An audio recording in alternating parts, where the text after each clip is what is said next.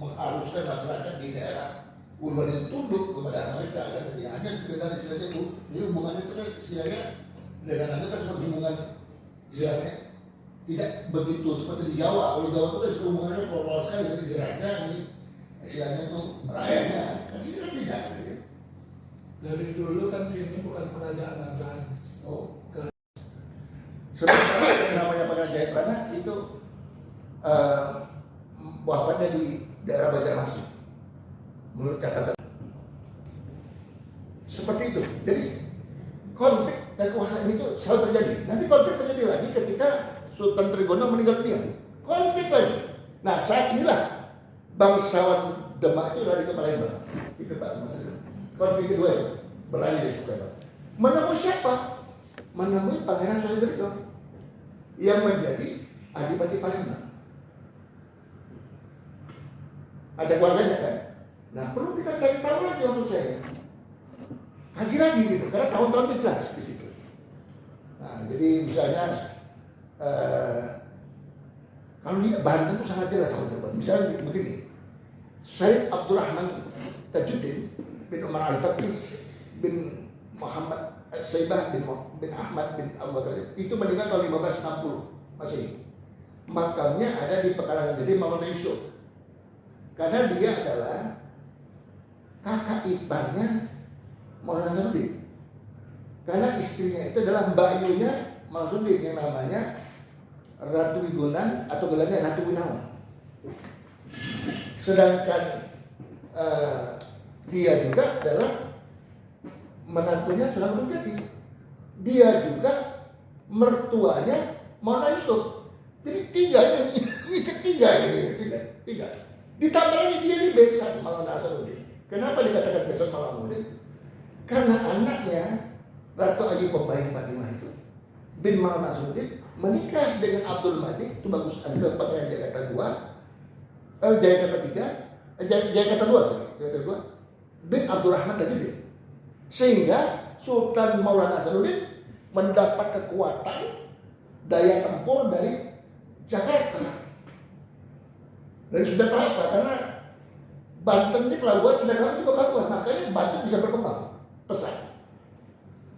Karena mereka menguasai apa itu istilahnya pelabuhan sebelum nanti itu dikuasai oleh PUC. Makanya lucunya diceritakan sejarah itu yang bertempur Mataram Islam dengan Banten, tapi yang menang PUC.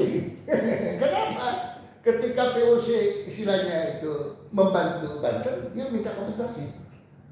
Nah, kompensasi itulah yang akhirnya merugikan istilahnya itu kita semua. Kenapa? Dia minta istilahnya kantor dagang di Batavia. Sehingga dia bisa mendirikan apa istilahnya apa tuh tempat semacam lah ya, tempat istilahnya itu tetap di apa di Batavia. Yang menarik lagi adalah ketika terjadi perang antara Mataram Islam dengan VOC di Batavia, itu disampaikan tuh orang-orang Belanda itu sangat menjijikan. Kenapa? Karena pasukan Mataram Islam itu tadi yang sudah berhasil mengepung apa itu istilahnya itu benteng yang ada di apa tuh di Batavia, itu dilempari dengan kotoran baik, najis. Karena ini najis kotoran, ya berlari pasukan Mataram. Kenapa? Menjijikan. Jadi sepertinya orang ini bertempur nggak dengan kekuatan istilahnya, tapi dengan cara menjijikan. Jadi dilempar dengan kotoran. Kan bagi orang Muslim kan itu kan najis kan. Jadi seperti itu gambarannya. Terima kasih. Nanti kalau memang ada tambahan lagi kita diskusikan. Iya. Pikir ini Ustaz ini anu juga ya.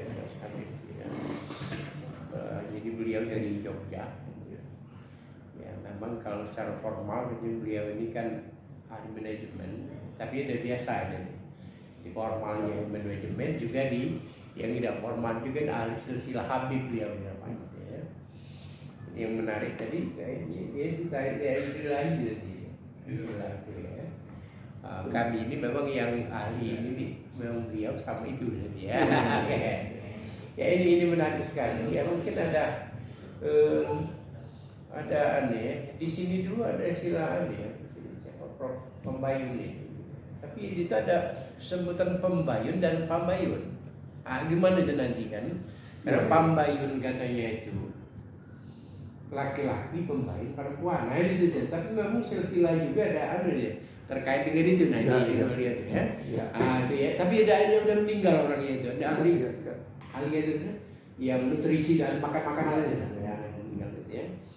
Nah kemudian tadi memang menarik tadi ketika apa ya? Ketika dia dari ahli bilang Ya. tadi ahli bilang tuh ya. Dan banyak yang ini dia sudah sampaikan beliau ya. Aku kira itu makasih mungkin nanti kesempatan mungkin untuk kayak malahan atau ini tidak apa-apa ini kita manfaatkan untuk diskusi. Saya malah ingin mendapatkan masukan dari para peneliti di Palembang. Karena ini kan catatan dari Jawa. Iya, iya. Jadi kan catatan ini kan akan kita konversi kan, kita cari titik temunya Iya, kan, iya. kan. Di mana kira-kira ada yang kita cocokkan, ya kan? Kenapa saya artinya itu tertarik menggaji ini dengan Pak Ali Hanafi? Ya karena kami ini kan juga bertanya-tanya, bahkan mohon maaf ini, pencatatan nasab Maktab Daimir atau Aulia itu istilahnya tidak tahu kalau ada sayyid di wilayah Semedawa itu sebenarnya nggak tahu dia sebenarnya. Dia baru tahu ya setelah dia melihat catatan dari yang namanya itu Dokter Gigi Samke, Dokter Gigi Samke Segar. Dia mengutip dari Habib Isa Al-Qatbil, Sungai Bayi Semaninya. Baru terbuka artinya, terpikir untuk menjelajah. Selama dia tahu, mungkin banyak orang Arab di sini. Itu Habib Isa Al-Qatbil. Al-Ghazali. Iya, Al-Qatbil, Bayi Semaninya. Ada sebab Asia Tenggara. Itu dia punya catatan di mana sekarang catatannya? Catatannya itu dikutip oleh Dokter Samsul. Iya, kan Kiai Haji Samsul Segar ini kan senior. Ya. Dia kan istilahnya kan dengan habis apa itu kan bergaul, dia kan kiai, seorang kiai gitu kan. Ya. Nah, cuman memang saya 3 tahun yang lalu ketemu sama beliau ini, dia nggak menjawab. Karena dia masih berpikir apa ya? Apa ya? Gitu kan? Dia masih mencari bahan apa ya? Kalau Pak Samsulnya masih ada orangnya. Nah, Pak Samsul ini sudah almarhum. Kebetulan kenapa rasanya akhirnya tertarik untuk mengkaji ini mohon maaf, ini masih dalam kajian ya, artinya belum terbukti ya, belum dalam kajian ini ya. Karena berdasarkan informasi dari Pak Prasahat, kami ini nggak punya data, nggak punya bahan, nggak punya. Karena kalau kami ini katanya masuk ke Kesultanan Banten itu banyak sekali persyaratan, sehingga kami akhirnya merasa nggak nyaman, gitu ya. Akhirnya sudah daripada istilahnya terlalu banyak birokrasi, kami memutuskan untuk tidak mencari dulu sementara waktu. Seperti itu ya. Jadi bukannya mereka ini tidak mau mencari, tapi karena memang ada masalah antara istilahnya itu tradisi yang berlaku di sana dengan istilahnya itu gimana Pak? Menjelaskan itu ya, yang artinya itu harus diikut dan beliau merasa gak nyaman gitu. Seperti itu gambarannya.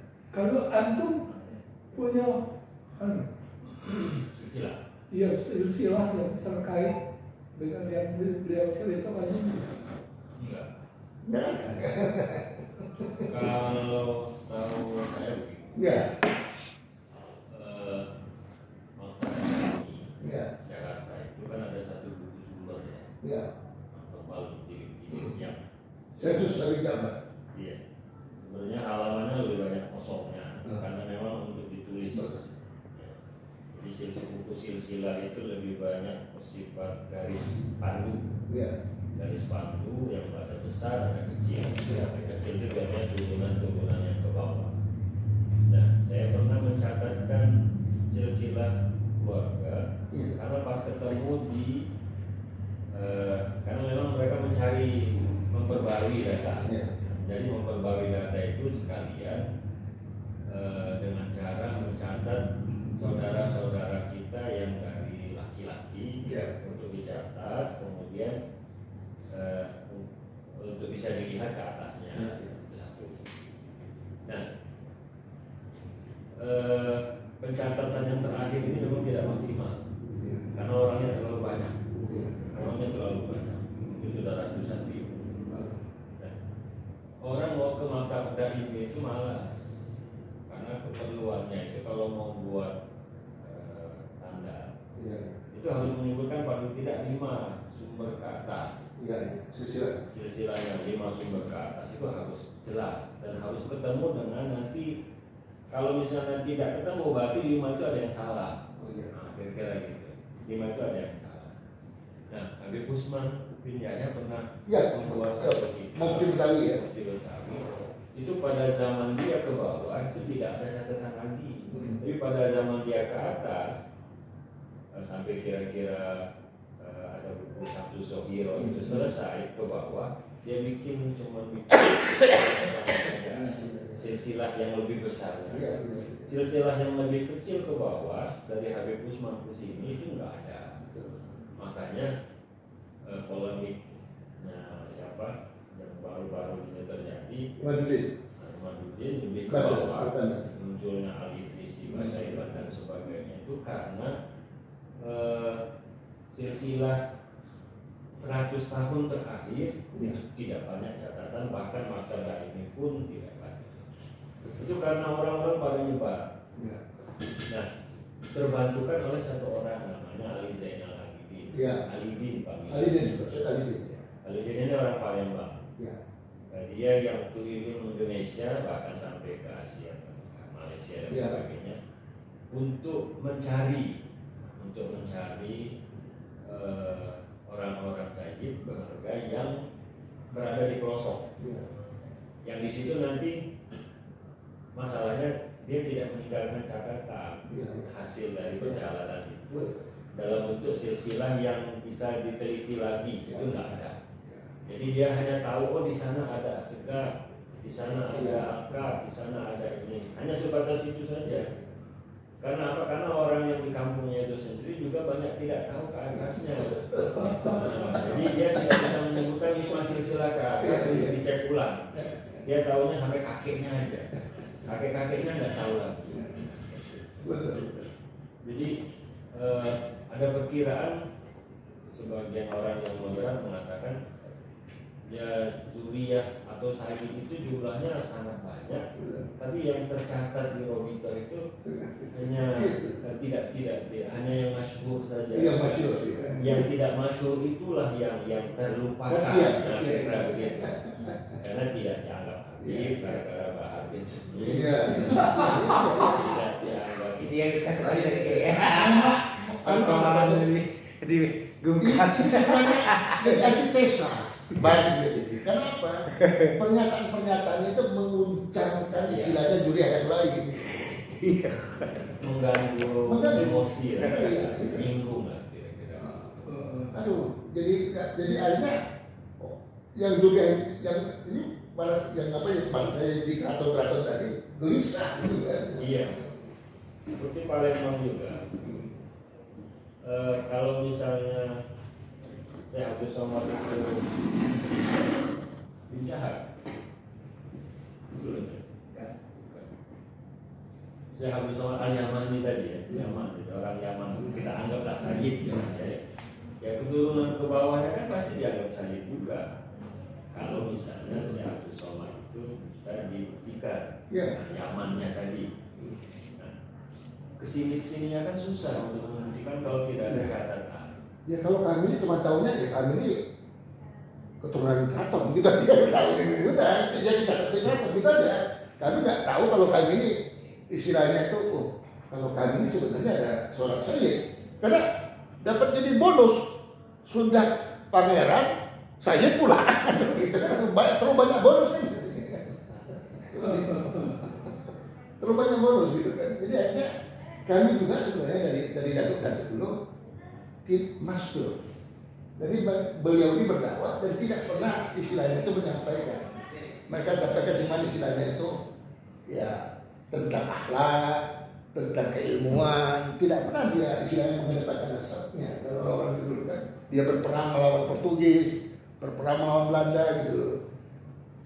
Saking anunya, ya kita tahu ya kita ini lah orang pedalaman gitu. Tahu gitu aja orang pedalaman, karena tadi kan tersembunyi kan. Padahal di Palembang ini ada remor kecil, banyak sekali sini. Kata orang Habib Ja'far itu dari Palembang, Syed Ali dari Palembang. Tapi di daerah Sumedang tidak ada disentuh, hanya Habib Isal kan yang mencatat itu. Dia catat itu dibukukan oleh Samsul Segar. Itulah satu-satunya pegangan data itu memang ini kelihatan di itu seperti itu. Buku Samsul Segar itu apa ya? Ya. Itu Kak Mas Kris nama itu. Novel. Sahab ya? Ya kalau kan udah sama sekali ya, udahlah kita ya sudah dicatat oleh kerajaannya cukup lah. Dari situ kerajaan. Saya punya keponakan baru nikah sama orang Bogor. Tahu-tahunya orang Bogor itu bangsanya Pak Bud. Bangsanya Pak Bud, ada Pak Bud. Iya. Dan dia tidak tahu bahwa dia itu adalah Pak Bud. Iya, sama seperti kami. Jadi banyak yang tidak tahu lagi bahwa Iya. dia itu seorang hadromi sayyid. Iya. Bukan hadromi. Karena memang tidak ada catatan ke atas. Mungkin terlalu banyak ini ya. Makin lama makin banyak. Itu memang betul dikatakan oleh beliau tadi. Kasihan yang tidak masyhur. Kalau Abdurrahman tadi itu termasyhur karena dia catatannya ada di Sunan Gunung Jati, ada di Maulana Saudi, menikah berkerabat berkali-kali kan. Turunnya lagi Syed Abdullah Al-Asimi yang meninggal di ini nanti punya anak, salah satunya namanya itu Abu Hafs Umar Al-Idrus. Dia ini adalah wali tarekat itu Syiah di India. Keturunannya dari karena kakek dia. Nanti anaknya nama Muhammad datang lagi. Cucunya yang namanya Abdurrahman. Abdurrahman datang lagi ke Cirebon. Karena kakeknya ada di Batam nama menikah dengan namanya itu anak Sultan Cirebon terakhir. Dia bernama Panembahan Wilayah. Nah, menikah dengan itu dengan istilahnya Ratu Khadijah, tentu kan ada sebabnya. Karena ada keluarga jadi sebenarnya maka dia bisa menikah dengan keluarga. Ada sebabnya. Nah, ada kesan Tanjung Darussalam itu ya. Kalau ngomongin nyetan kan. Itu enggak yang satu tan di pulau, yang satu tuan. Iya, tuan itu. Sama tan. Orang Komering itu tan menyebutnya tan. Iya betul. Itu kan ada dua versi. Ada yang menyebut dia ala Idrus, ada yang menyebut Basailan. Ya. Itu gimana hubungannya? Jadi begini, sempat kemarin dengan perusahaan ini siapa katanya anaknya Abdullah ini? Saya bilang namanya itu Umar Abu Hafs Al-Idrus. Jangan kasih nama Idrus itu katanya. Ini nanti katanya membuat membingungkan. Bukan gelarnya kalau gelarnya di India itu Abu Hafs Al-Idrus karena dia ini wali terikatnya Idrusia gitu. Gitu. Jadi lapaknya itu dijadukan dengan terikatnya gitu. Sedangkan Syed Ahmad ini kan punya keponakan. Dia kan Syed Ahmad ini kan dengan bapaknya si Abu Hafs Umar Abu Hafs Al-Idrus ini kan bersama-sama di Aceh. Keponakannya ini akhirnya kan dia balik ke Palembang kan gitu kan.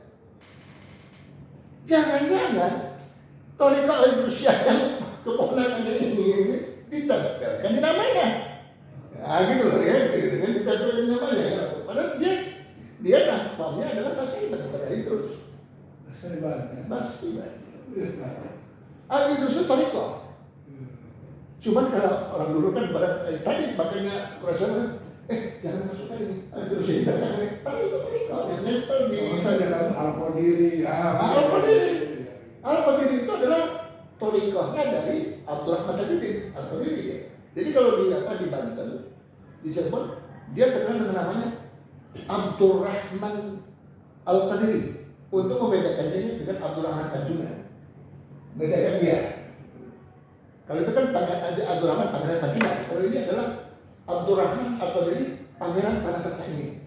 Jadi kalau farmnya betul, dia itu Basaiman. Iya. Itu bisa jadi catatan khusus juga. Ya. Jadi kadang-kadang orang itu memandang itu seperti Abu Hafs itu tadi. Dipikir dia kalau itu salah, bukan itu. Dia wali dia terkenal nama itu. Gurunya Muhammad Nuruddin Al-Rajili, bukti besarnya Kesultanan Samudra. Bahkan Yusuf Al-Makassri itu kan ke Banten dia. Dari Banten dia belajar sama Umar Abu Hafs. Nah, yang saya bisa kerjakan ini kan ada pertanyaan besar yang dihadapi di Palembang. Kenapa orang Palembang kalau menulis sejarah Islam selalu fokusnya pada era Kesultanan? Iya. Padahal sebelum itu kan sudah ada proses Islamisasi.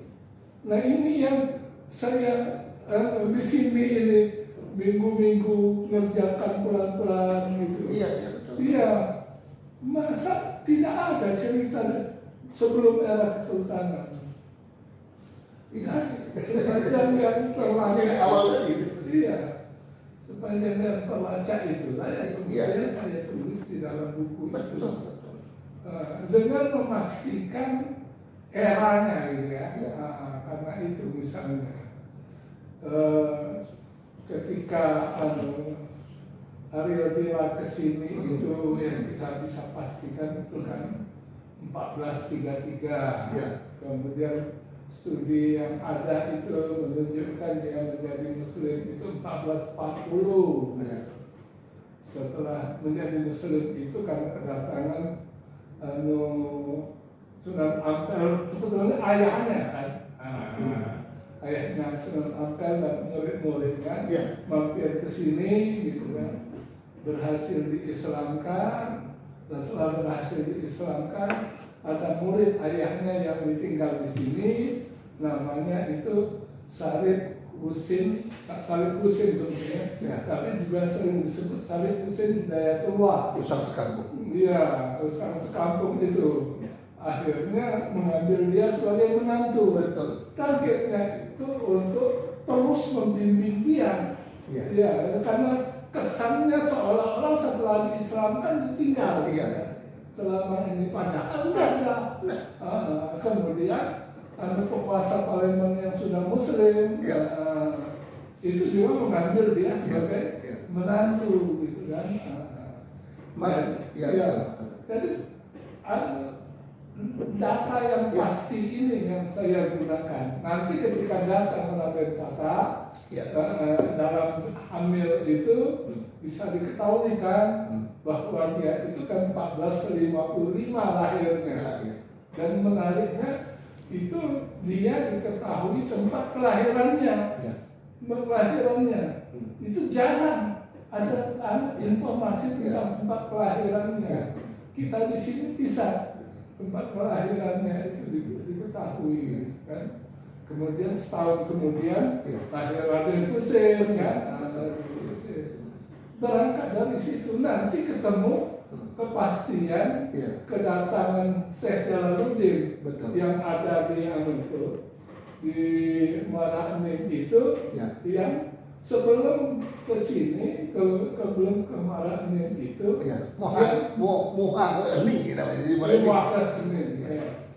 zaman itu sebelum itu dia itu kan hampir dulu ke Malaka.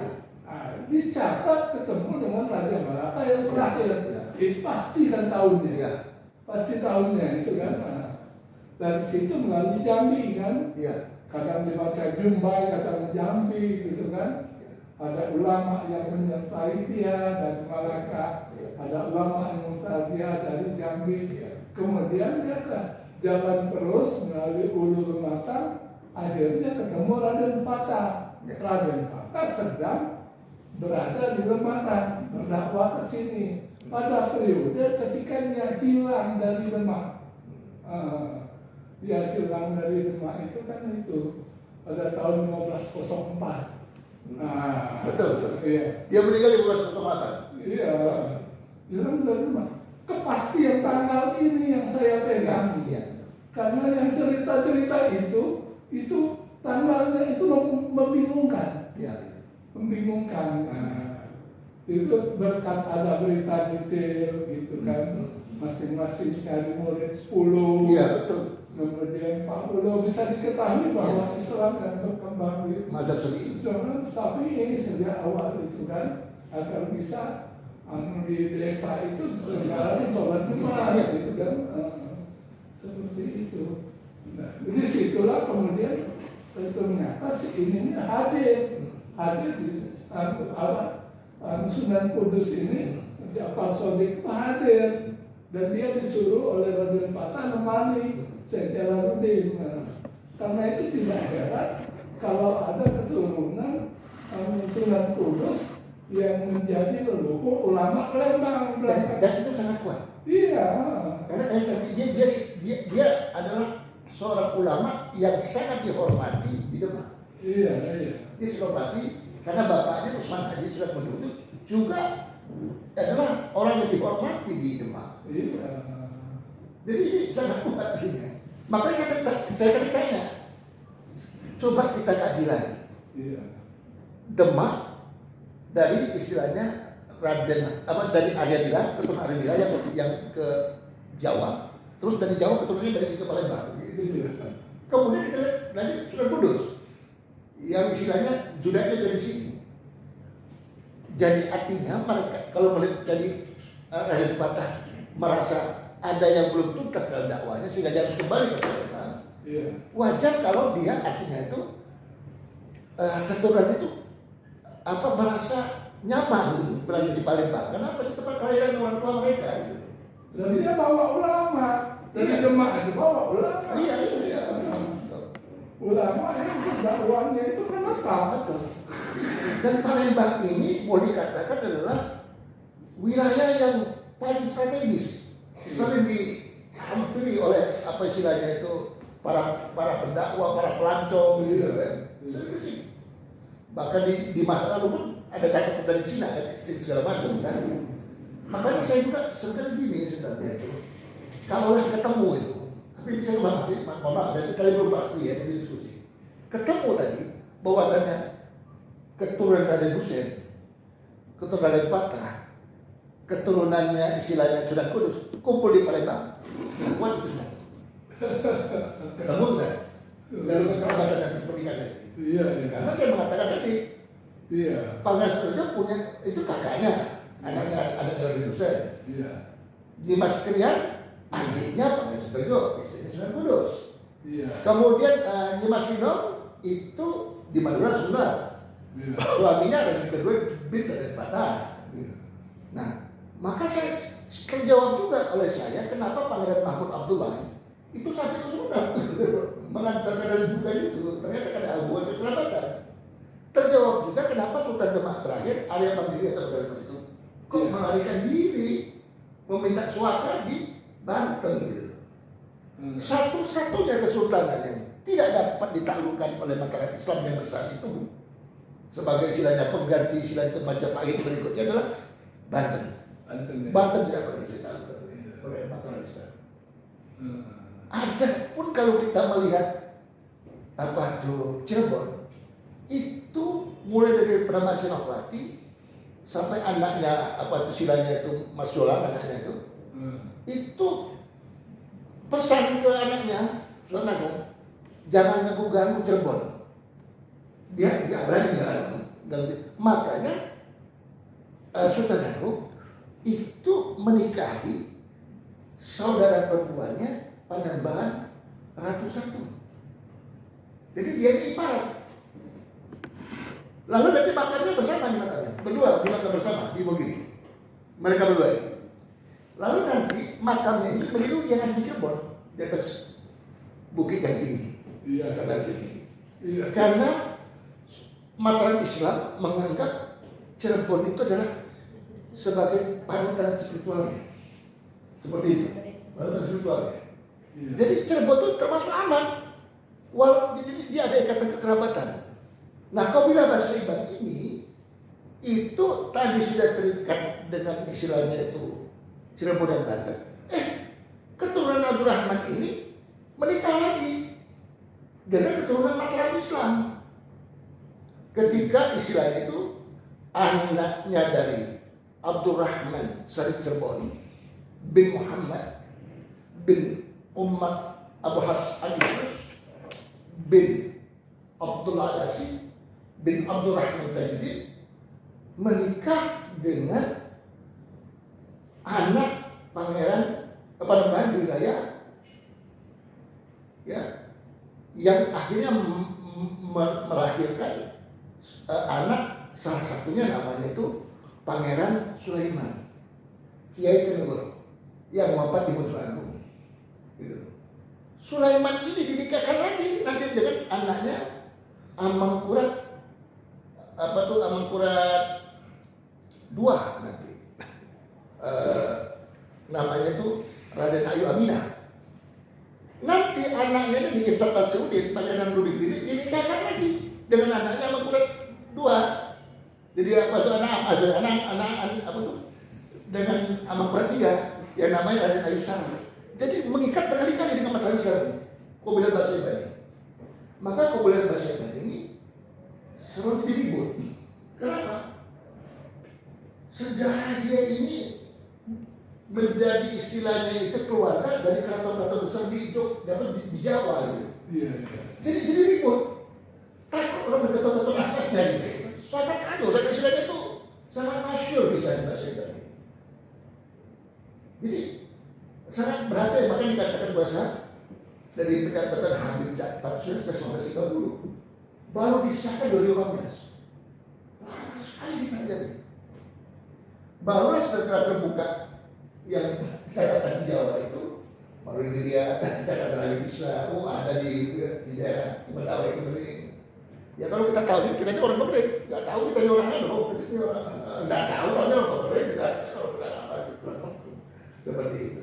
Gus Dur itu bahasa Iban ya kan? Siapa? Gus Dur. Kalau Gus Dur begini ceritanya. Abdurrahman itu punya saudara Abdullah. Saudara itu Abdullah. Bukan anaknya. Namanya itu sudah terjadi gitu. Ahmad Abdullah Ali itu namanya Abdurrahman. Itu tidak orang untuk membedakannya. Ahmad yang mana nih? Abdullah yang mana nih? Abdurrahman yang mana? Ali yang mana? Maka dikasih tahukan supaya si itu membedakan dia dengan yang lain. Gitu. Seperti itu kan? Nah, Abdullah saudaranya Abdurrahman ini dikasih nama karena Abdurrahman ini datang awal Nusantara, maka kemudiannya dikasih nama awal. Tapi kalau jangan kasih awal, namanya tadi bukan untuk memudahkan mengidentifikasikan bahwa dia awal masuk Indonesia itu. Namanya ini Abdul Awal kan. Nah, punya anak dia itu namanya itu sebentar saya ambil catatan saya sebentar ya. Nah, saya bukan catatan saya. Karena nanti beliau ngomongnya. Nah ini dia. Saya buka catatan saya. Ya kan saya harus kaji, saya ketik sendiri seperti ini Pak. Pak, aku paling ruwet itu kalau masuk sudah banyak apa-apa. Karena itu berangkat dari data yang pasti, Pak. Cuma itu akhirnya kan ketemu keterkaitan itu. Tiba-tiba kok ada Nyimas Maimunah, Nyimas Raga Cili, jadi Nyimas Maimunah jadi bini dari Tantaling Tantalang. Jadi Abdullah itu punya nama Abdurrahman juga. Kalau diistilahkan misalnya Abdurrahman Sani, tapi perasaan nggak setuju. Pakai Sani jangan pakai Allah, saya nggak setuju ya kan. Jadi kita namakan dia adalah Abdurrahman As-Sarakan, karena dia kan dari Sarakan nih. Jadi dia itu anaknya Abdullah. Nah, Abdurrahman Sarakan ini dia ini diundang datang ke Lasem, Rembang. Catatan ini saya dari Jawa ya. dia menjadi bukti kerajaan Lasem di masa Pangeran Tejakusuma keturunan Sunan Ampel. Nah, Abdurrahman Semakan itu wafat di Geringgit Sari Wonotunggal Batam tahun 1630 tercatat. Jadi di Wonotunggal Batam di Sari Wonotunggal Batam tahun 1630 mempunyai anak Umar Mas'ud, makamnya di Pulau Bawean. Berputra satu Ahmad Pangeran Agung, dua Abdul Jabbar Jepara.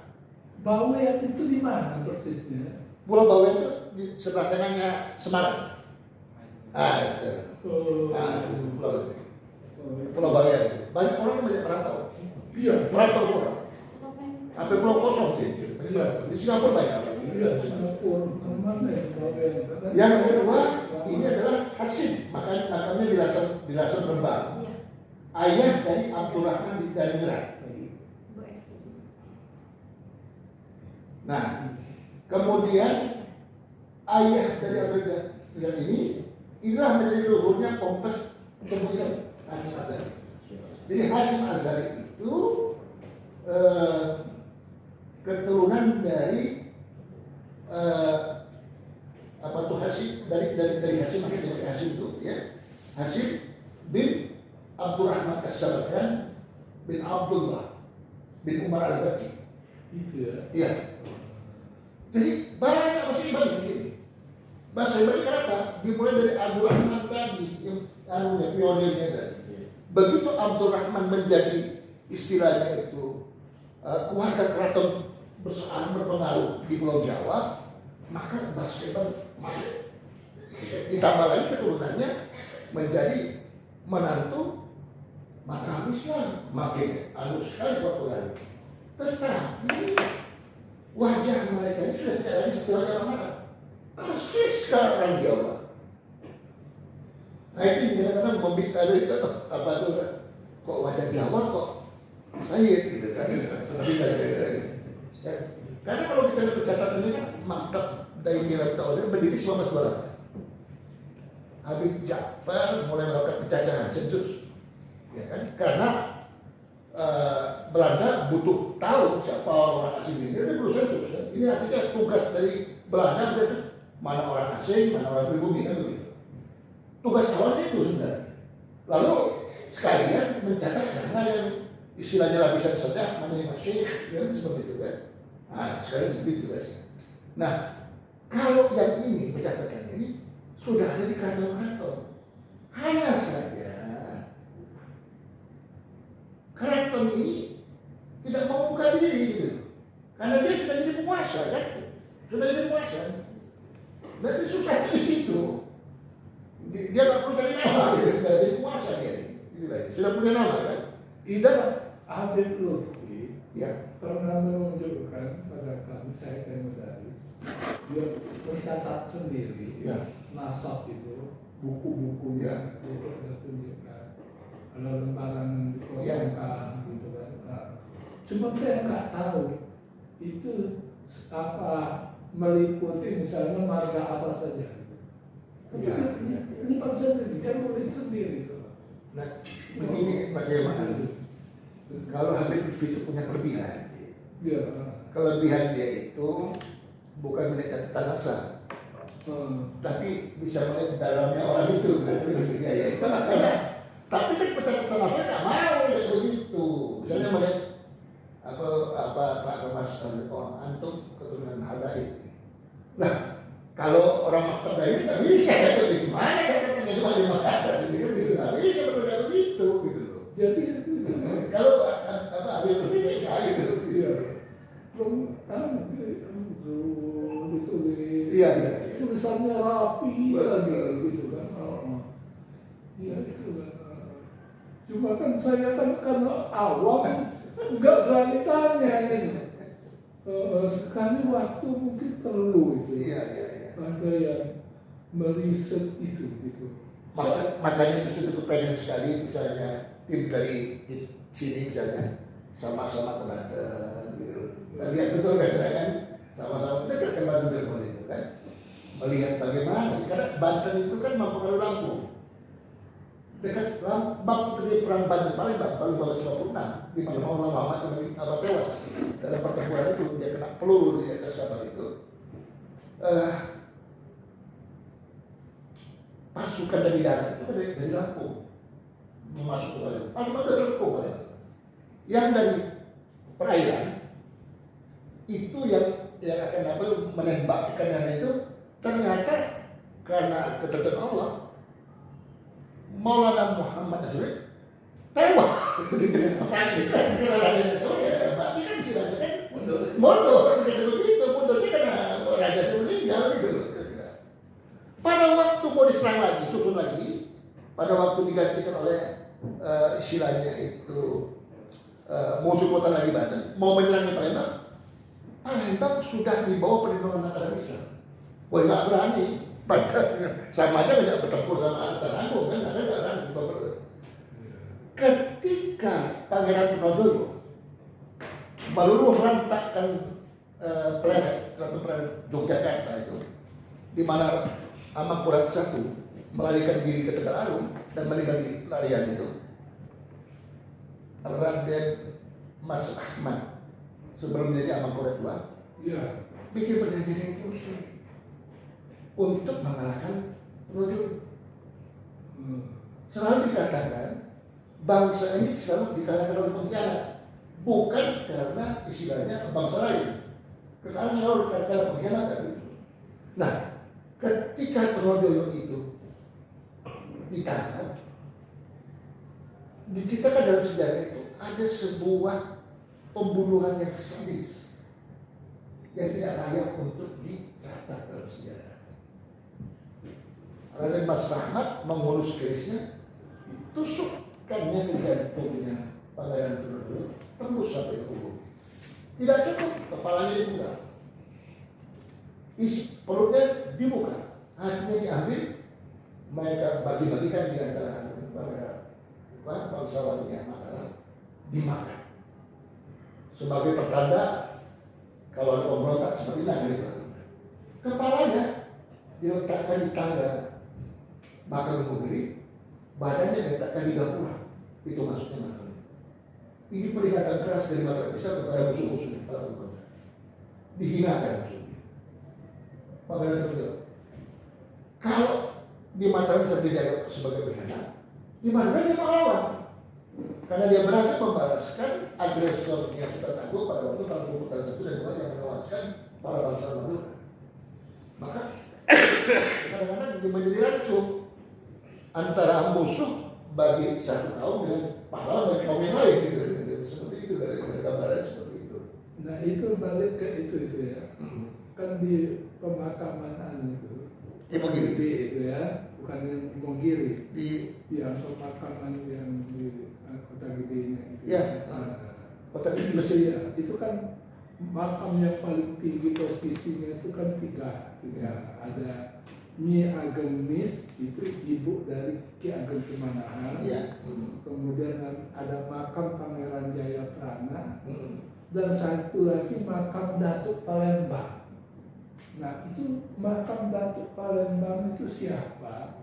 Menurut saya dari penamaannya Datuk Palembang itu ulama dia. Ya. Ulama gitu. Ulama di masa pada Senopati. Iya, ulama itu kan karena itu diposisikan paling tinggi. Iya. Iya itu tiga itu. Iya. Iya. Jadi menarik, memang banyak hal yang bersejarah. Aku nggak jadi kerjakan. Memang ada tim Jogja mungkin, ada tim Palembang, ada tim. Ada satu informasi begini. Gimana? Tapi beda dengan ini. Namanya catatan sejarah Islam sebelum keraton tadi. Iya. Saya punya teman bagi dari Jambi. Namanya Barokbah. Namanya bangsanya Barokbah. Barang. Oh, tak terjaman. Dan dia bilang begini, ada kemungkinan para habaib datang ke Jambi itu lebih awal daripada di Palembang. Karena transportasi laut itu kan daripada di Palembang lebih dulu Jambi, lebih Jambi. Kemudian Barokbah itu termasuk klan bangsa yang cukup lama, bangsa yang awal. Dan pertanyaannya misalnya Jambi lebih awal dimasukin oleh orang-orang Hadramut, ada kemungkinan setelah dari Jambi baru ke Palembang. Jadi sejarah Islam itu mungkin seperti itu. Nah, memang Jambi memang yang paling banyak Barokah. Iya, iya. Saya betul apa yang disampaikan oleh beliau. Jadi memang banyak yang tidak percaya. Bahkan kemarin kalau saya katakan dia mau ke Jambi, mau mengkaji yang barat bayi sapi. Tapi kalau saya kenal punya yang barat Jambi, katanya kalau kami sudah ada lagi gambar-gambar atau lukisan-lukisan apa jid kami kan masuknya dalam suatu yang lalu katanya. Kalau apa di 19 masih ada foto-fotonya ya. Kalau kan sudah setahun di Tahtuliangan dia. Iya, Tahtuliangan. Iya. Karena itu saya itu cuma menyimpulkan jalur kedatangan ulama-ulama dulu itu ada yang melalui jalur Jambi, Ya. ada yang melalui jalur dagang Palembang yang di Bangka, tapi ada juga yang melalui jalur selatan gitu kan, tapi sangat sedikit. Ya. Selatan itu gimana, Pak? Nah, Selatan itu mana? misalnya itu kan ternyata Aryo Penangsang itu datangnya melalui jalur apa? Lampung, dia kemudian masuk dia ke Komering gitu Ya, ya. makanya kan kalau di Jawa dia itu kan dinyatakan sudah meninggal tewas. Di sini makamnya ada. Iya, Pola Indiara, pola Jawa itu di sini. Kalau ayah Penangsang makamnya ada di Sumatera Selatan di Pedalaman. Di Indonesia. Jadi buat kita kalau ada orang-orang di Pedalaman sudah nggak asing lagi karena itu tempat kaya sebenarnya. Iya. Kan Menjadi negara kan. Iya. Yang agak lama dia meninggalkan keturunan di Gunung Batu kan. Iya, saya juga. Gunung Batu. Batu Kemudian ke Himalaya Iya. itu kan.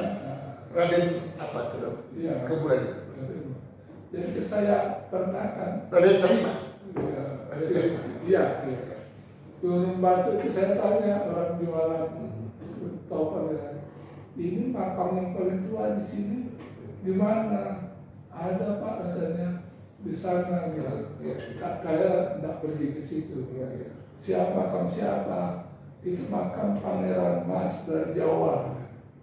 Jadi saya ceritakan lagi tadi ya. Antara Pangeran Mas itu ya. Itu yang Pangeran apa itu yang Raden Batu yang dari Sumeneb itu. Iya. Dia kembali lagi. Yang Raden Batu punya anak namanya itu dia tidak di Sunan, dia balik lagi masuk ke Mataram lagi karena saudaranya kan sudah jadi bangsawan Mataram seperti Pangeran Sulaiman istilahnya itu Kenegoro, kemudian itu Isarumi Geribik, Pangeran Geribik itu kan sudah jadi adiknya Mataram Islam. Terus dia kembali lagi ke Cirebon dan Banten, tapi akhirnya dia kembali ke Palembang. Dan di Palembang dia masuk dari luar, dia menjadi penguasa namanya Raja Mas. Sama kayak di Palembang, ini Raja Mas. Iya, itu seperti Pangeran Mas. Kalau ini Raja Mas, anak-anak apa tuh? Jadi cicitnya Syekh Ahmad Tanur Salam. Iya. Raja Mas. Yang ada misterinya itu Iya. banyak sekali kan. Berarti di daerah Uluan itu banyak sekali itu banyak orang-orang yang istilahnya tersembunyi. Para pelayan-pelayan tadi yang menyelamatkan diri sebenarnya. Iya. Banyak sekali. Jadi kita nggak mau bisa istilahnya itu menganggap remeh orang yang itu naskah-naskah yang ada di luar sebenarnya. Iya. Kenapa?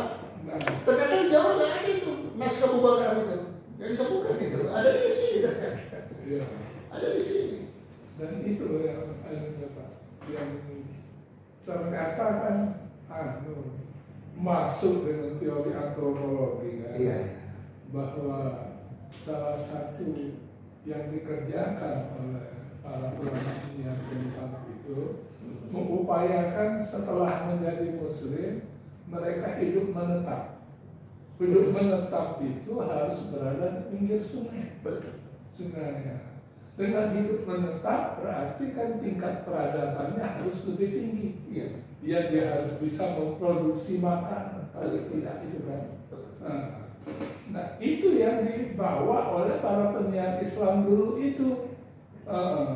Misalnya di daerah Pagar Batu itu ya, Lahat itu kan. Itu daerah itu dikenal sebagai daerah lumbung padi zaman dulu itu. Banyak orang ternyata belajar bersawah itu di jalur matang itu dengan para penyiar Islam itu. Jadi memperkenalkan kemampuan hidup dengan tingkat peradaban yang lebih tinggi dari sebelumnya. Nah, itu yang bagi saya sangat menarik gitu kan, karena mudah menjelaskannya dari sisi teori. Sebelumnya orang dusun orang kubur saya itu tulis kan kuburin tamu. Iya. Lalu saya itu kuburin tamu kan belum menetap di dusun Merajat. Setelah penyiar Islam datang, rombongannya dari itu Pagi Losari itu. Makanya kemarin saya sampaikan ke saya. Sejujurnya saya bilang, Tuan Umar Baginda Saleh itu pemimpin dari Tuan Tanjung Darussalam sama Tuan Tanti Pulau, saya bilang. Dia yang memimpin dia. Kenapa? Dari gelarnya saja Baginda. Berarti dia itu dianggap orang keturunan raja nih, Baginda Saleh. Keturunan raja. Gelarnya apa? Ratu Panembahan. Ratu itu sejajar dengan raja. Apa dia pakai Panembahan gitu kan? Cuman kan keturunan-keturunannya cuma mencatat sebatas beliau. Ke atasnya mana? Ya itu harus cari tahu gitu loh.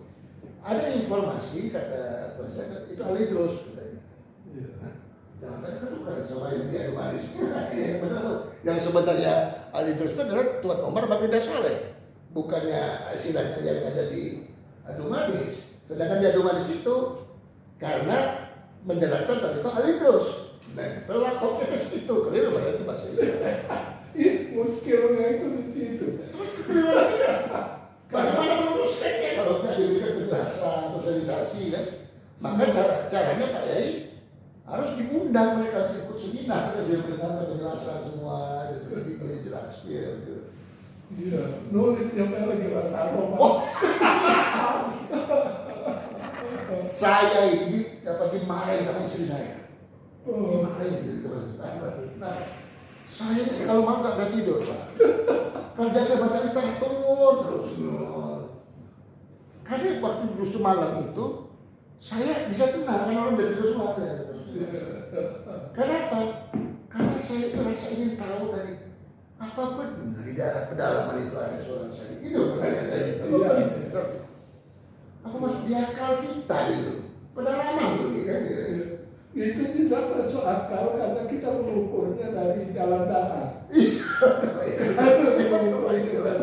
Sungai, semuanya masuk akal. Walaupun kita sudah lama tahu juga kalau kita ini keturunan ya. Sudahlah. Kata paman saya ini yang Ustaz Al-Basri tadi yang tulisan dari Al-Azhar Pak Firdaus. Sudah katanya. Ya. Itu sejarah mereka. Buat sejarahmu sendiri. Buat sejarahmu sendiri. Itu sejarah mereka. Itu dan kadang-kadang sepele kan.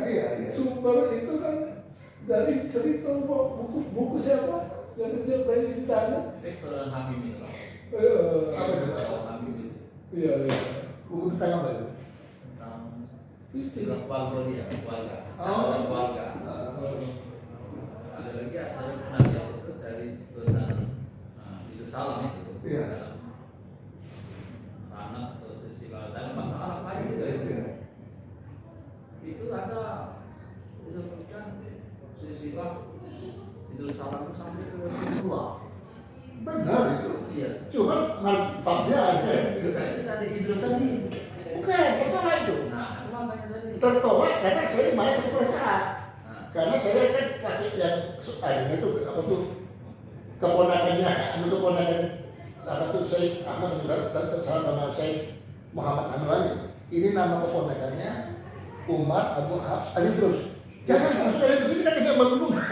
Ini memang benar nanti jadi ini memang mau tadi kau Ali Terus dia terkenal gitu. Jangan. Nanti ini membingungkan dengan harga itu. Dan lo paling muda ada konversi semua. itu nama itu selain Ahmad namanya kan? Ahmad. Ya, Ahmad. ya, Sayyid Ahmad. Ah. Jadi terus kebetulan Tuan Tanjung itu salah. Iya betul. Bin Sayyid Muhammad. Iya. Bin Ahmad. Hah? Bin Ahmad lagi. Enggak. Bin Abdullah. Abdullah tertolak. Nah, Abdullah tertolak. Sebenarnya bagus. Tertolak. Masa alam itu. Tertolak namanya. Sudah saya kirim itu Pak. Tertolak. Di nama Abdullah itu tertolak. Tidak mempunyai nama anaknya namanya Abdullah. Yang aman itu tadi. Yang biasanya Abdullah. Yang Abdullah itu bukan anaknya Abdullah. Yang tadi. Itu yang sisi lain yang saya dapat. Di kita ini ada yang di dusun agama itu pakai alimanus dengan PD-nya. Ada nggak pakai? Tapi termasuk nggak menggunakan. Kenapa? Lah, itu tadi karena doktrinnya, ya buatlah sejarahmu sendiri, gitu, doktrinnya. Buatlah amalmu sendiri. Jadi dan lupakan apa lagi. Jadi pun kalau nggak mendapat paspor, nggak ada masalah juga. Dulu itu juga ada bahkan kita juga kan menjadi priai Sumedang jauh sekali. Bahkan kita bilang siapa sisinya Tuan apa tuh Syekh Ahmad ini? Kok hebat betul anak dapat gelar pangeran ini? Kan pangeran aja ini kan? Siapa? Nyimas Maimunah adik Panji kalau benar. Siapa di kalau benar itu dengan tidak ada keturunan. Kalau lah benar pangeran itu benar ada di sana, benar ada. Ya berarti artinya itu anaknya Raden Hussein itu tidak Raden Hussein saya kembali ke Palembang gitu. Kan begitu kan? Oh Sunan Kudus punya anak, punya cucu. Cucunya itulah yang disebut Nyai Gede Pembayun yang menurunkan raja-raja Palembang awal. Nah, kembali Nyai Pembayun tadi Ya. itu kan istilahnya nama gelaran nih, Ya. Pembayun nih. Ya. Nah kalau dicatat Palembang, beliau itu anak di Suro, Mudo. Nah, Di Suro terus ke nanti ada kata kan. Nah, Ratu Pembayun ini menikah dengan Pangeran Mancanegara. Mancanegara itu titiknya dari Sunan Giri nanti. di Sunan Giri tolak. Tolak. Bisa tetap Sunan Giri. Tolak. Anak Sunan Giri itu ya itu tadi Pangeran apa namanya? Kalau ada yang Cirebon, Mintik. iya, tertolak. Itu tertolak dari yang kita tetap Sunan Giri Jawa. Tertolak. Jadi yang lebih banyak di catat Jawa itu ialah Sunan Kudus ini. Yang lebih banyak. Sama Raden Patah dan Raden di sini. Jadi memang orang Jawa itu lebih catatannya itu lebih lengkap. Pangeran Wiro Kusumo Cirebon. Siapa itu? Pangeran Wiro Kusumo Cirebon. Anak Sunan Giri, ada tak? Nah, ini catatan biasa saya ya. Pangeran Wiro Kusumo Cirebon atau Pangeran Binti. Kemas Panji Wirosimo bin Tumenggung Bayu bin Ki Gede in Mampelang. Atau tanda itu dari Amir Hasan. Amir Hasan itu dari Sunan Kudus. Amir Hasan. Iya. Makanya di Jawa itu kita juga salut sebenarnya. Perempuan masuk semua. Kita nggak boleh. Kita masuk. Bahkan saya Pak Gilmaan ya, binti lagi boleh. Binti lagi boleh. Asal sampai ke sana aja. Makanya catatan di Jawa itu pihak maktab daerah itu hati-hati. Ini dari pihak perempuan itu punya hati-hati. Karena kalau catatan yang lain dari laki-laki semua perempuannya beda. Karena ada binti-bintinya ini, binti-bintinya berlomba. Tapi dia jelas. Ini ada siapa perempuan tahu dia jelas itu. Lengkap. Makanya mengatakan Nyai Gede Pembayun itu adalah cucu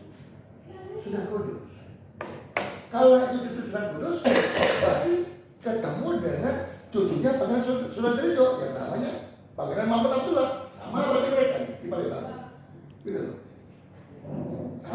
Sama-sama anu ya, sama satu anu ya, satu grade sama grade gitu. Nah, masuk nih, kalau betul itu Pangeran Sunan Terejo, kita kan belum tahu kan hipotesis ini. Jadi pembayu itu banyak orangnya itu.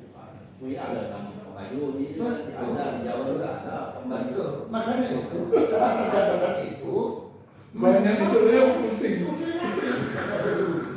Jadi Contohnya ya, Ya. di Palembang ada nama Sultan Lapu Pamungkas. ya. Di Jawa saja kan kita Pamungkas. Nah, ini jadi kalau membaik terus lagi siapa? Betul. Jadi yang paling utama Turun supaya paling makanya betul. Dia katakan menanyakan verifikasi sama seperti apa tuh saya dengan Pak Lenavi dikatakan bahwasannya di Ajo Baris itu ada namanya Puyang Ratu. Puyang Ratu ini punya anak pangeran namanya Pangeran Balasriku, punya anak lagi namanya Tuan Sirik Kembang, punya anak namanya Suksama. Suksama ini belajar agama Islam di Cirebon ke tempat neneknya. Nah pulang dia, anaknya ada 7 orang, dia perintahkan untuk menyebarkan agama Islam di wilayah Sumedang. Oh iya. Pertanyaan saya, itu Puyang Ratu sama nggak dengan Puyang Syed Ahmad Sultan Darussalam? Karena sukunya sama gitu. Sama bukan masalah. Ini siapa orangnya? Tanya. Karena dalam naskah bulu-bulu itu Tuan Syed itu dikatakan ada kedatangan seorang Arabia yang bernama Syed Ahmad. Nah, ini tak diceritakan perkawinannya, pernikahannya. Cuma kalau untuk Puyang Ratu diceritakan bahwa Puyang Ratu itu menikah dengan anak pemuka masyarakat setempat. Kalau di Kebumen namanya Trio, kan gitu kan. Nah, kok ini ceritanya seperti bercampur dengan ceritanya Puyang Ratu di Adu Manis gitu. Kemudian istrinya bernama Rubiah, loh. Kok sama dengan istrinya apa tuh Syed Muhammad di Pulau, apa nggak tertukar ceritanya? Itu makanya itu. Ya jadi kami sendiri akhirnya juga masih mengklarifikasi itu. Tapi dipegang oleh orang mantap dari Australia, ya nama laki-lakinya, nama perempuannya itu dia ada nama laki-lakinya. Dan ada nggak catatan nasabnya kan begitu. Jadi seperti dikatakan ada berapa turunan ke atas. Dia kan ibunya Tansiak Saidi kan. Ya, nah Tansiak Saidi ini generasi pertama ini kan wafatnya di Demak. Iya. Loh, kenapa dia bisa ke Demak? Karena dia sudah kudus di situ. Iya. Kalau versi yang melalui mertuanya itu ya, dia itulah diperintahkan oleh mertuanya walaupun Akibat dikarenakan tidak. iya untuk pergi bersama-sama dengan Raden Fatah lalu ke Demak. Diperintahkan ke sana. Walaupun dia istrinya sedang hamil. Istrinya sedang hamil. Jadi cerita itu kan dari Ada cerita balik ya. Perginya. sama kayak anaknya si Ahmad Alasi. Ya. Kok nggak ada di Cirebon banget? Dia apa? Karena dia saja.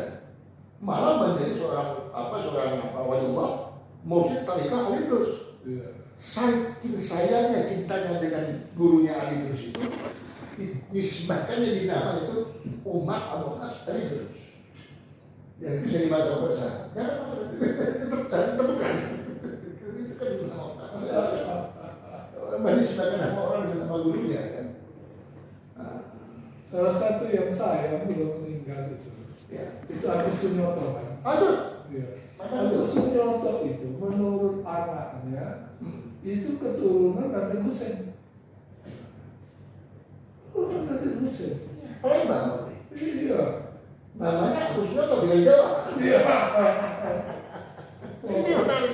Dia menulis buku Atlas Wali Songo itu kan. Iya, betul. Iya.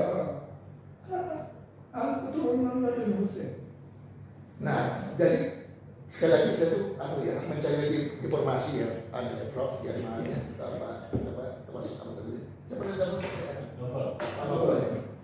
Jadi diceritakan bahwasanya keturunan Pangeran Pulau Jiwa itu yang di Madura itu, menantu bidadari itu kembali ke Palembang. Yang Madura ini ke Palembang. Ada juga yang ke Bengkulu, yang dari Madura. Ada apa ini? Ternyata setelah Pangeran Trunojoyo memberontak, ada lagi pemberontakan susulan kedua, gelombang 2 yang dipimpin oleh Untung Sulawesi, yang didukung oleh orang-orang Madura. Itulah menyebabkan eksodus orang-orang Madura lari ke Palembang. Sama kayak orang Demak dari belakang ke Palembang. Dan anehnya lari ke Palembang juga. Palembang gitu. Banyak ke Palembang. Sudah sekali. Ya.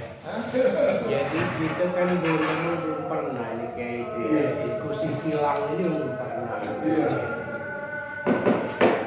Umpamanya tim kami dari Palembang ya, diskusi dengan orang Jambi, Iya, iya. diskusi dengan Banten, itu yang pernah dilakukan itu. Iya. Kita melakukan cross check. Ya, belum ada cross check itu. Jadi kita masih masih nyaman apa itu, nyaman dengan kesendirian ini masing-masing gitu. Tidak baca. Iya, Baca. Bukan itu. Nama-nama itu bisa sama. Iya, iya.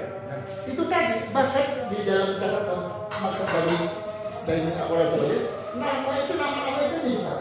Iya. Abdullah itu nama yang ada Abdullah Ali Muhammad Ahmad itu ya. Abdullah penting gitu.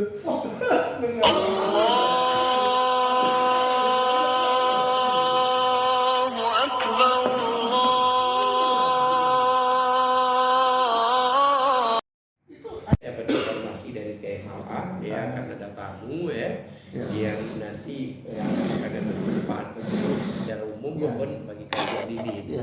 Yang pertama. Ya. Oh, kekir dilanjutkan siapa langsung KMA atau siapa yang ada? Beliau minta memperkenalkan. Perkenalkan diri dulu, tidak apa-apa. Saya ini sebenarnya bidang keilmuan saya ini ilmu manajemen sebenarnya. Treatment ya. Ya, satu sebelah saja bidang manajemen. Nah, Jadi saya mengajar pasca sarjana. Kemudian saya kenapa tertarik mengkaji sejarah silsilah puyang saya? iya. Karena ada ketidakjelasan gitu. Jadi sehingga saya artinya itu berusaha mencari berbagai literatur, membaca gitu. Karena di Palembang sendiri juga masih mencari ternyata. Mencari apa sih dari mana anunya merekonstruksi gitu kan. Sampai kemarin akhirnya kami ketemu dengan pencatat nasab para sayyid. Jadi di maktab Daimi Rahmatul Alawiyah dengan Quraisy. Ada 3 orang cuma katanya pencatat nasab di Indonesia ini, dan semua istilahnya itu para keturunan atau Dzurriyyah Rasul itu kembali ke maktab Daimi Rahmatul Alawiyah di Indonesia. Seperti itu. Jadi kebetulan kita ini, saya dengan beliau ini, kami ini keturunan dari Sayyid Ahmad Tuan Tanjung Idrus Salam bin Sayyid Abdurrahman Tajuddin bin Umar Al-Faqih bin Muhammad As-Saibah bin Ahmad bin Abu Bakar Al-Syaibah. Sebagaimana penjelasan dari beliau kemarin sama gitu ya. Kalau diteruskan itu terus nasabnya sampai ke atas gitu. Nah, seperti itu. Dan punya saudara di sini namanya itu Sayyid Muhammad Tanjung Pulau atau Sayyid Hanul Angin. Yang dimakamkan di desa di Campang 3. Iya.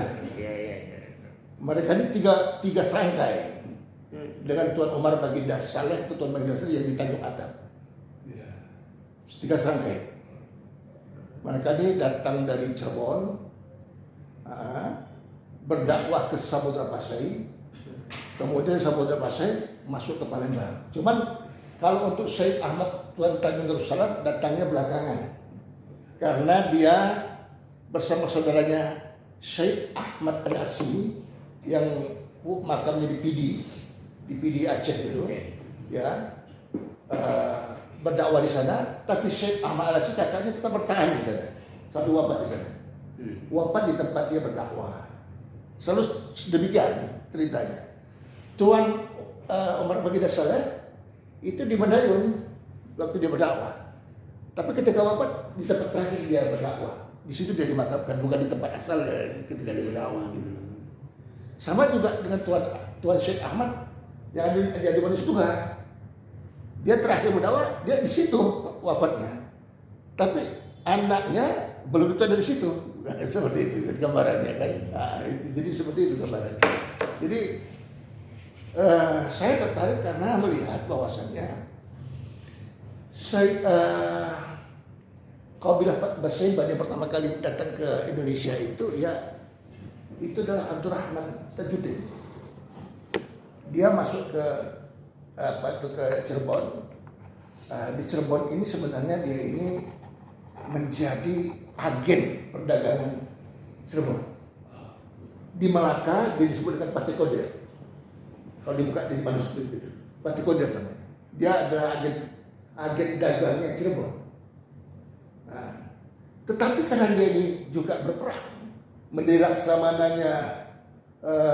laksamana laut itu, armada laut, maka dia juga mendapat julukan Pangeran Raja Laut atau Pangeran Sigen Lautan. Karena dia ikut armada tempur dari Demak dan Cirebon. Terus yang menarik adalah di Palembang ini adalah tempat persiapan Palembang. Jadi pada saat armada ini akan bertempur ke Malaka, nah disinilah pangkalan persiapannya yang membantu untuk serangan ke Portugis Malaka.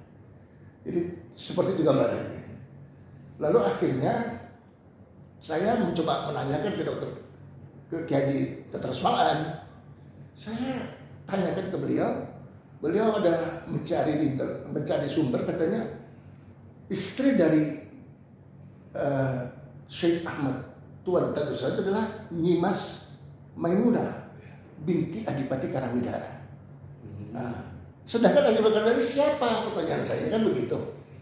Nah, karena ada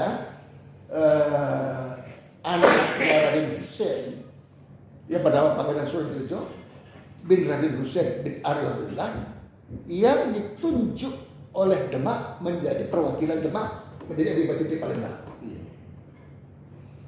Nah, kemarin saya sudah diskusi sama Pak Kemas Haji Sarifuddin, saya tanya gitu. Dia juga bertanya ke saya kemarin.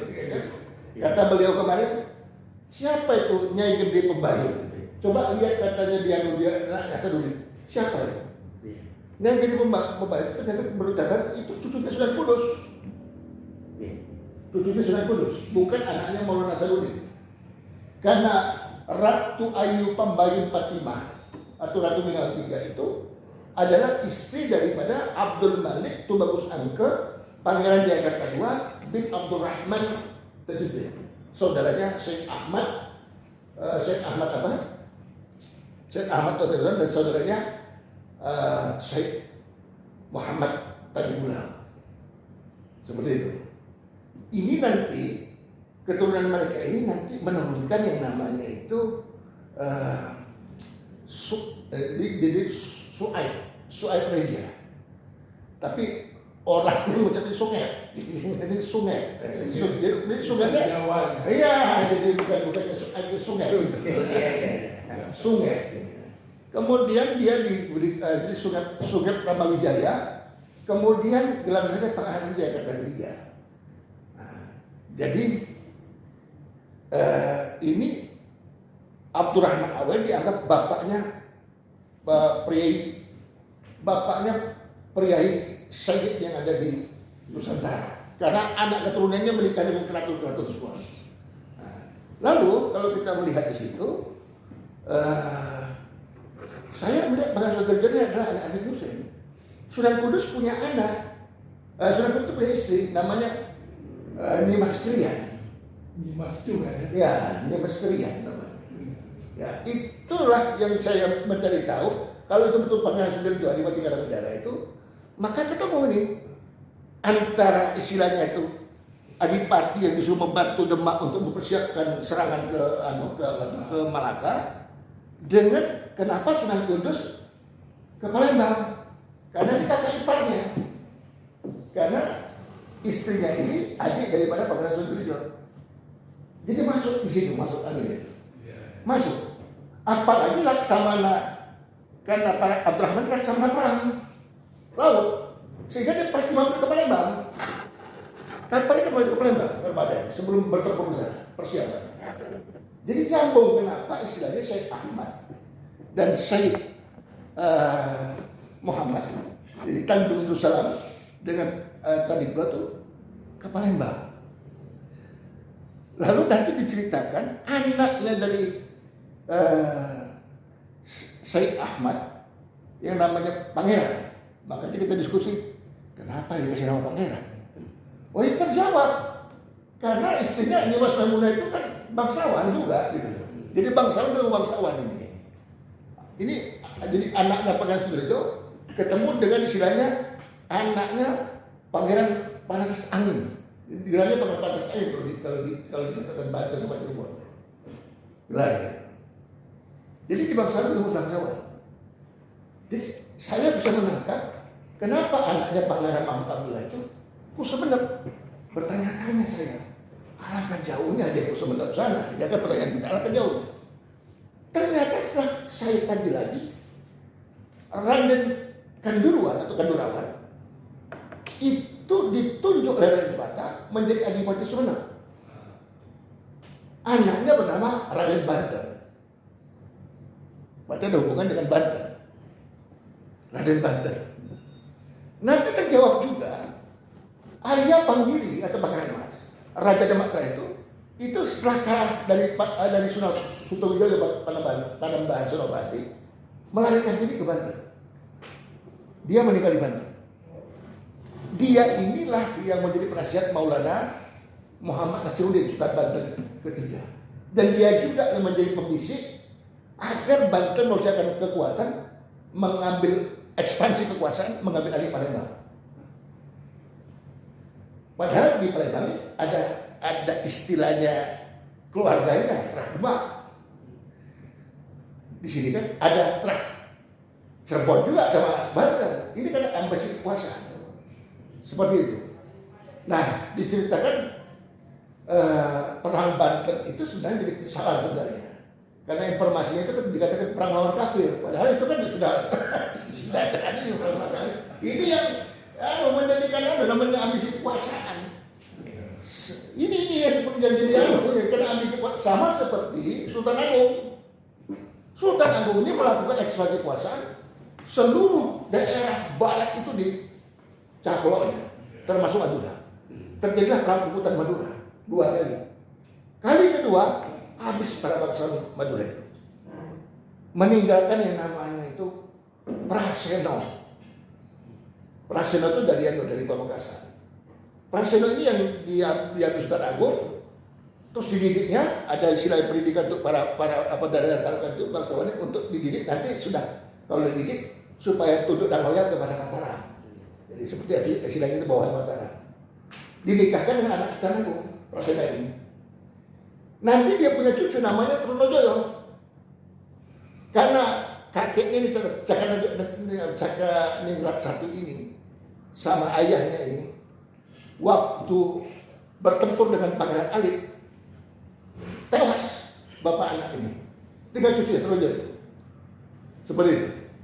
Nah, Raden Bugan yang usianya baru 3 tahun, yang ketika bapak yang namanya itu Trah Kaduluan ini, cicit Kaduluan ini dilarikan mereka ke Banten dan Cirebon.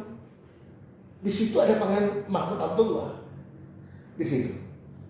Karena Mataram ini dengan Banten dan Cirebon ini punya juga keinginan istilahnya mengambil Cirebon sama Banten, maka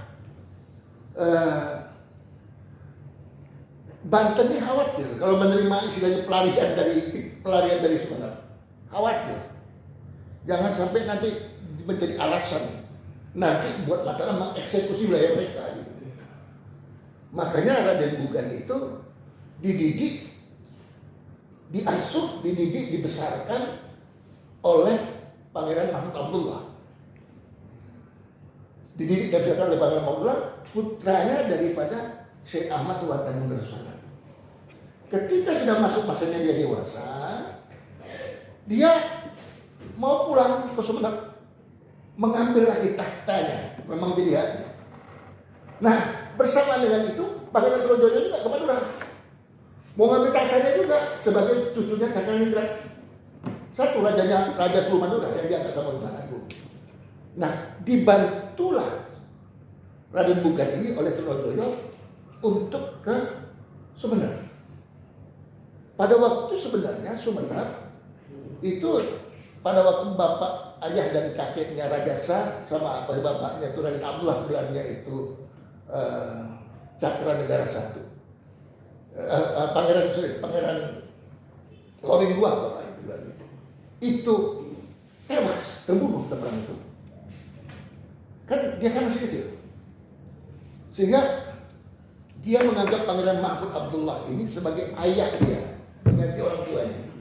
Sangat sayang dengan Pangeran Mahmud Abdullah.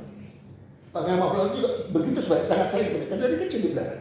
Hingga ketika pada masanya dia kembali itu didampingi sama Pangeran Abdullah sebagai ayah sekaligus guru yang mendidik dia. Nah, ketika sampai di sana, sebenarnya sudah ada adipati lain, namanya Adipati Zain, yang menggantikan Pangeran Anggadipa. Pangeran Anggadipa ini siapa? Pangeran Anggadipa ini adalah terakhir Demak, anaknya Adipati Jepara, kekuatan Demak terakhir, yang istilahnya itu mengambil alih ke Sumeneb. Tapi akhirnya digantikan oleh Mataram, karena Demak kan sudah diakuisisi oleh Mataram. Oleh karena itu digantikan dengan Adipati Zain. Nah, ketika Trojoyo datang dengan pasukannya, dengan berbagai Bugan, Adipati Zain tidak berani bertempur, malah melihat diri, takut dia, lari ke Pamekasan. Jadi akhirnya sama Trojoyo diangkatlah Raden Bugan ini menjadi Adipati Sumeneb sebagai haknya dia. Nah, dia bergelar Yuda Negara. Nah, Yuda Negara ini di Madura sana, saya kebetulan tokoh Madura saya kenal. Jadi pada saya dapat, saya disuruh main ke sana untuk melihat makamnya beliau. Namanya itu Ahmad Saidi di tokoh Madura sana. Bapak lihat katanya makam leluhur di sana. Jadi dia bilang, ada ini Raja Madura yang luar biasa santunnya, yang luar biasa akhlaknya. Orang Sumeneb bilang, siapa gurunya? Kan gurunya siapa guru yang mendidik dia kan? Sehingga dia punya perilaku akhlak sedemikian rupa, ya pasti gurunya ayahnya tadi. Sehingga tata kerama akhlaknya itu menjadi standar baru di Madura. Sehingga kalau ada orang Sumeneb, orang Madura yang tidak sopan, yang tidak tata kerama, yang tidak punya akhlak, maka orang Madura nyindirnya tak kenal Yuda Negara, tidak mengenal Yuda Negara, seperti itu, tak kenal Yuda Negara, seperti itu. Nah, Pangeran Mahmud Abdullah saya ceritakan tadi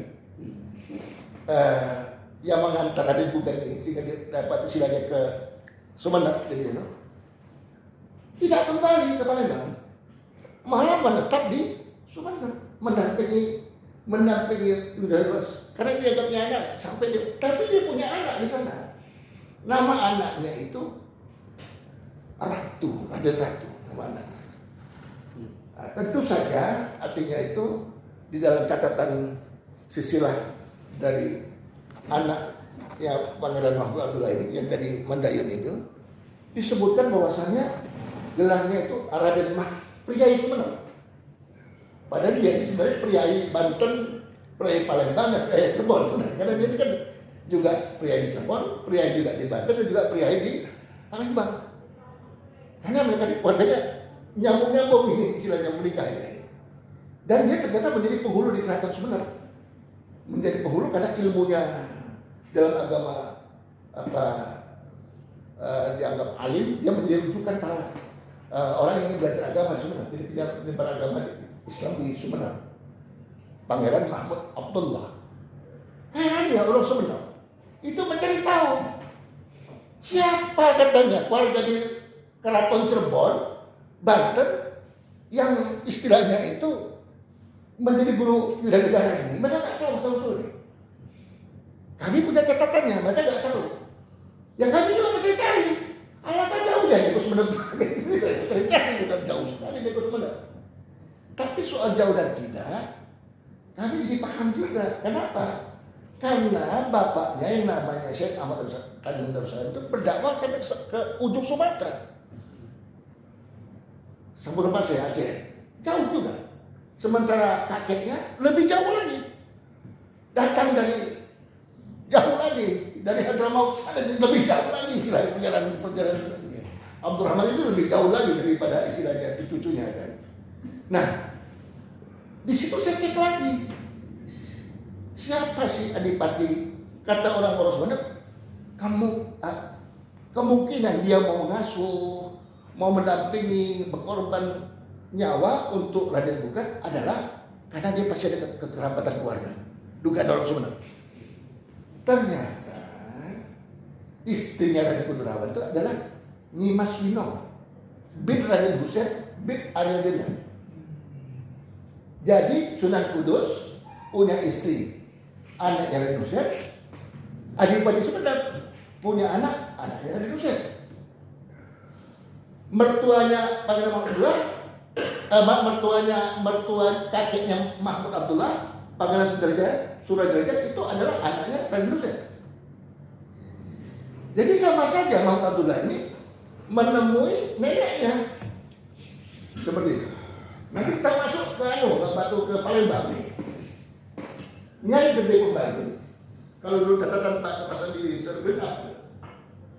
Dari mana? Supaya kita bisa teruskan. Jadi kembali.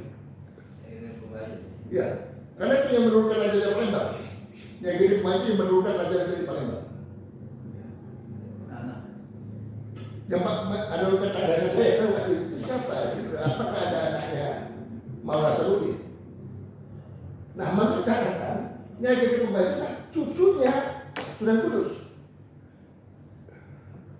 Dari Sunan Kudus ini dengan Pangeran Surajarajat ini kan satu lain sama iparan gitu kan. Sementara Pangeran Mahmud Abdullah ini cucunya Pangeran Surajarajat. Nyai Gede Pembantu ini cucunya Sunan Kudus. Jadi mereka kumpul di Palembang. Jadi Palembang ini sebenarnya kumpullah keluarganya apa istilahnya itu Trah Demak. Kumpullah di sini istilahnya itu.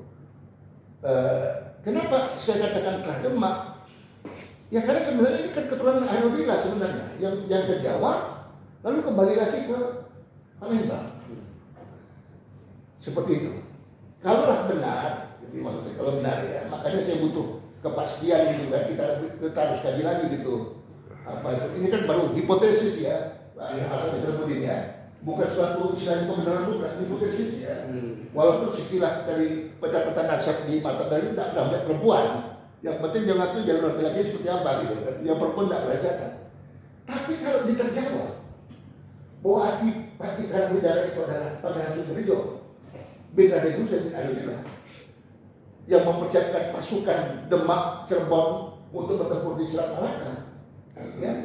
Dan Laksamana lautnya Demak, Cirebon, Banten ini adalah istilahnya Abdurrahman Tajuddin bersama Fathahillah. Kemudian yang ada di Sumeneb itu adalah Trahnya Raden Fathah yang namanya Panderuan dan menikah dengan adiknya, anak adiknya Mas Wino. Itu berarti kita melihat ada semacam hubungan kekerabatan melalui jalur pernikahan seperti itu gambarannya. Tapi ini hipotesis karena saya juga istilahnya melihat literatur itu, maka saya tanyakan dengan Pak Kemas Israeli, mari kita kaji apa benar ini Adipati Karangwidara ini adalah apa istilahnya Pangeran Sundarijo. yang mempersiapkan istilahnya armada Demak dan armada istilahnya Cirebon maupun Banten untuk bertempur istilahnya ke Selat Melaka. Gitu, kaitannya. Apakah benar Sunan Kudus itu pernah ke Palembang? Oh ya benar, katanya keluar katanya. Ada kata ke Yohan namanya Benggoa Karang. Sunan Kudus sudah ada sini. Jadi saya melihat Sunan Kudus itu tidak asing dengan Palembang, karena keluarganya ini punya nama Panembahan Palembang. Anaknya itu Panembahan Palembang. Anaknya Sunan Kudus namanya Panembahan Palembang. Berarti Sunan Kudus ini kuat hubungannya dengan Palembang. Dan keluarganya ada pakai nama Pangeran Pedamaran 1 sampai ke keturunan berikutnya, 2, 3 keturunan dari Pedamaran 1 itu. Artinya ada ulama-ulama kita kan turunan Sunan Kudus kan. Ya. Ya. Sama si Azhari. Ya. Nah, itu dia makanya kita nggak jauh-jauh dulu ya. Kita fokus ke turunan dari Adonila ya, yang menjadi Adipati Palembang. Iya. Ya. Kemudian ada di situ anak asuhnya yang namanya Raden Fatah, dari istrinya yang namanya Retno Siobanci, Iya. juga dengan istilah anaknya yang namanya Raden Hussein, Iya. yang kembali ke Majapahit. Iya. Sebenarnya antara Raden Hussein dengan Raden Fatah ini tidak satu pemikiran. Karena ketika mereka ke Jawa, yang ini mau mengabdi dengan Majapahit, Raden Hussein ini. Maka di Jawa dia dikasih gelar Tumenggung Pecak Pondok Intenung di daerah Krian untuk keluar. Sementara kakaknya dikasih tempat namanya Gelagawangi. Gelagawangi itu nanti kelak berkembang menjadi namanya Demak Bintoro. Nah, Gelagawangi ini sebenarnya ini dia dibantu oleh Usman Haji Sunan Ngudung. Wafatnya di Trowulan. Itu bapaknya Sunan Kudus, Jafar Sodik. Ditinggalkan bapaknya ini, Jafar Sodik itu dalam usia 3 tahun, karena tewas dalam perang istilahnya itu ketika bertempur dengan Majapahit. 3 tahun itu. Setelah itu dia diasuh oleh Sunan Ampel. Ini sebenarnya cicit Sunan Ampel sebenarnya. Kemudian dia diasuh oleh Sunan Bonang sampai tahun 1525. Dia menjadi senapatinya Demak itu di masa Trigono. Di masa Trigono di usia 70 tahun dia menjadi istilahnya senapatinya senapatinya Demak di masa Sultan. Yang menarik adalah dia punya menantu namanya Haria Penangsa. Putranya Pangeran Sekar Sidalemen bin Raden Fatah, yang seharusnya menggantikan Raden Surya atau Patinus yang tewas ketika pertempuran di Malaka. Tetapi menurut kisah cerita di sana, dia dibunuh oleh Raden Prawata atau Raden Mukmin, anaknya Sultan Trenggono, sehingga Trenggono bisa naik ke tampuk kekuasaan. Tapi nanti dibalas oleh Arya Penangsa. Raden Prawoto atau Raden Mukmin akan dibunuh oleh Arya Penangsa. Tetapi karena Raden Mukmin dan Raden Prawoto ini sudah menjadi seorang Panembahan, sudah menjadi seorang istilahnya yang sudah dekat dengan Allah, dia tidak melakukan.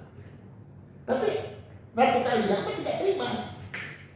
Dia bertanya sama Sunan Kudus. Dan ada perasaan itu kan menantunya. Dia bertanya, kenapa Sunan Kudus tidak berpindah, dibiarkan? Jawaban Sunan Kudus, dia menebus dosa. Itu jawaban Sunan Kudus kepada Ratu. Tapi kita lawan terima. Ratu Kalijaga ini artinya itu tidak bisa menerima pernyataan Sunan Kudus seperti itu. Karena ini saudaranya, saudaranya. Nah, yang menarik adalah ketika kita melihat konflik yang ada di Demak ini, itu terjadi berkali-kali konflik itu. Pertama ketika Raden Surya atau Patinus meninggal, terjadi konflik dan perebutan kuasa. Di mana Pangeran Sekar Sidalemen kita meninggal dunia. Tidak hanya Pangeran Sekar Sidalemen, Bahkan anaknya, bahkan suaminya Ratu Kalijamat yang namanya itu Pangeran Hadiri, Adipati Jepara juga tewas akibat konflik kekuasaan. Termasuk 3 orang dari anaknya Sunan Gunung Jati yang namanya Pangeran Berantakrana,